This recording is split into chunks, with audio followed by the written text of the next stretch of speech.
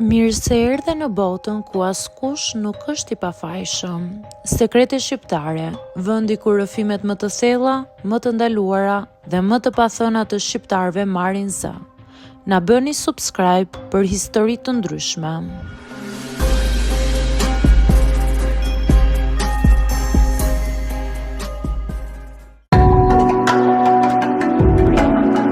Ndoshta dikush tjetër do ta mendonte këtë histori krejt ndryshe dhe do ta zbuste duke e zbukuruar ose do ta kthente në një diçka romantike.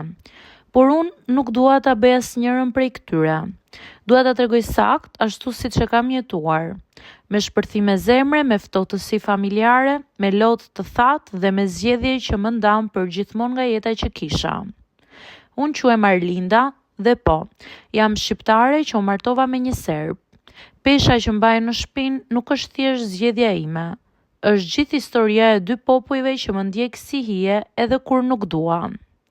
Në vitin 2020, kur bota u mbyll dhe u kthye në ekran, edhe jeta ime u fut brenda një kutie katrore. Punoja nga shtëpia, u regjistrova në kurse online, kërkoja diçka që të më nxirrte nga monotonia. Kursi i programimit duke i vendi i duhur, aty ku fshiheshin qindra fytyra të panjohura, zëra të ndryshëm dhe histori të largëta. Aty takova Milanin. Në fillim, ai ishte thjesht një zë miqësor në kufje. Ai që fliste pak, por çdo gjë që thoshte e kishte të saktë. Kishte një mënyrë të butë për t'i shpjeguar gjërat, një durim që mua më dukej shumë i rrallë.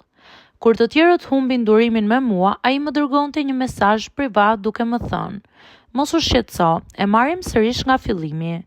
Kështu nisën netët tona të gjata. Fillimisht për projekte, pastaj për jetën. Bisedat tona u kthyen në diçka që nuk e kontrolloja dot më.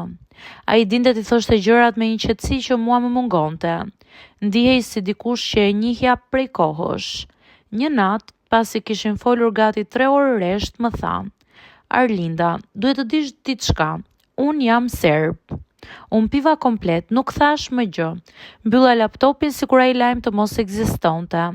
Të nesërmen nuk e hapa fare kursin. Për 3 ditë e bllokova veten në dhomë duke luftuar me diçka që nuk e njihja më parë. Një ndjesi që më thoshte se ai njeri nuk ishte faj dhe një tjetër që më pëshpëriste se isha duke shkelur çdo rregull të pashkruar të familjes time.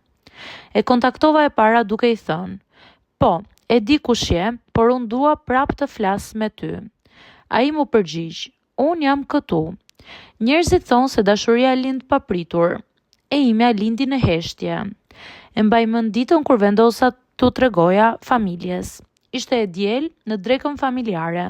Të gjithë ishin në truez.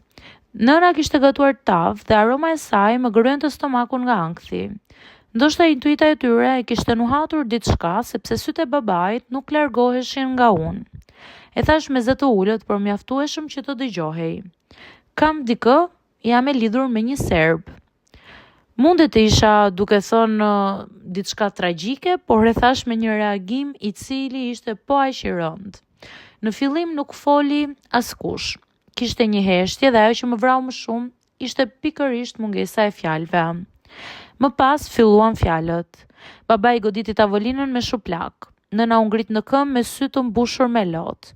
Vëllai i madh më tha fjalë që nuk e besoja se mund t'i dëgjoja prej tij.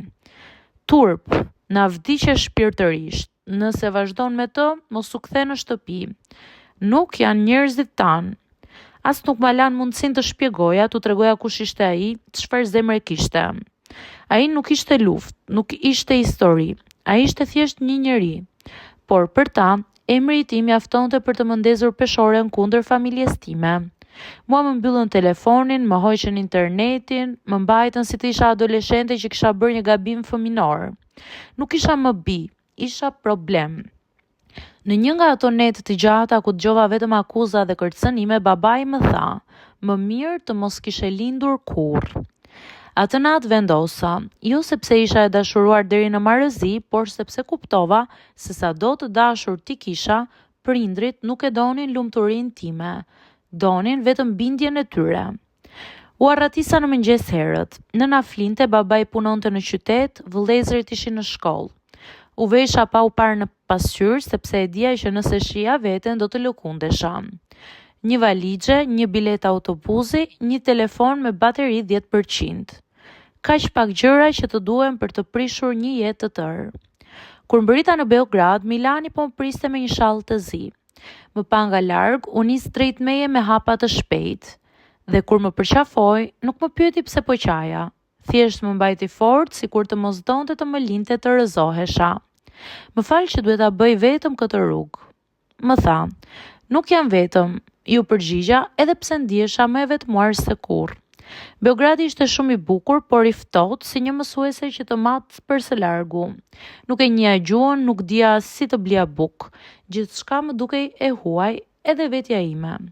Milani punonte shumë. Unë kërkoja punë, përktheja dokumente, bëja kurse gjuhëje dhe luftoja çdo ditë me një ndjesi që nuk më ndahej. Frikën që mos kisha humbur gjithçka për asgjë. Në një autobus dikush më pyeti nga isha. Kur thash Shqipëria, fytyra e tij u tensionua. Nuk tha gjë, por e ndjeva. Edhe këtu unë isha tjetra. Ishin ditë shumë të vështira, jo nga paragjykimet, por nga vetmia. Një vit më vonë u martua. Ceremonia ishte shumë e thjeshtë, pa muzikë, pa zhurmë, pa njëri nga familja ime. Veshja ishte modeste. Miku i tij ngushtë ishte dëshmimtari ynë. Unë nënshkrova e dridhur, jo nga dyshimi, por nga mungesa. Milani e vurire, një ditë do të kthehem me ty në Shqipëri, tha ai. Një ditë do të rregullohet gjithçka, jam i bindur. Nuk e besoja këtë gjë dhe e lash të besonte ai për të dy. Ndërkohë, 3 vite më vonë, ende nuk kam marrë asnjë telefonat nga familja. As urim për ditëlindje, as mesazh për fest, asgjë. Vetëm një boshllëk që nuk mbulohet. Por si është dashuria ime me Milanin? Është rritur, është përforcuar, është bërë stre. Ai është njeriu që më mban dorën kur më kap malli, njeriu që më lexon syt kur unë mundohem të bëj të fortën, njeriu që më thot çdo ditë, familja jote do të kthehet. Unë besoj. Edhe unë dua ta besoj. Dua ta besoj se një ditë kur të hap derën e shtëpisë së fëmijërisë, nëna do të më përqafojë, babi do të më shikojë pa zemërim, vëllezërit do të më thonë mirë se erdhe. Dua ta besoj. Nuk e mohova kur familjen, por ata më mohuan mua. Unë thjesht zgjodha të jetoj me njeriu që dua, jo me urrëtitjen e historisë. Dashuria ime nuk është kundër askujt, nuk është tradhti kombëtare, nuk është sfidë, është thjesht dashuri. Dhe ndonjëherë dashuria ka çmimin e vet. Unë e pagova shumë shtrenjtë, por në fund nuk jam penduar. Jam gjallë, jam e lirë, jam e dashur. Dhe jam Arlinda, vajza që u martua me një serb dhe që ende shpreson se një ditë familja do ta dëgjojë historinë e saj pa paragjykim.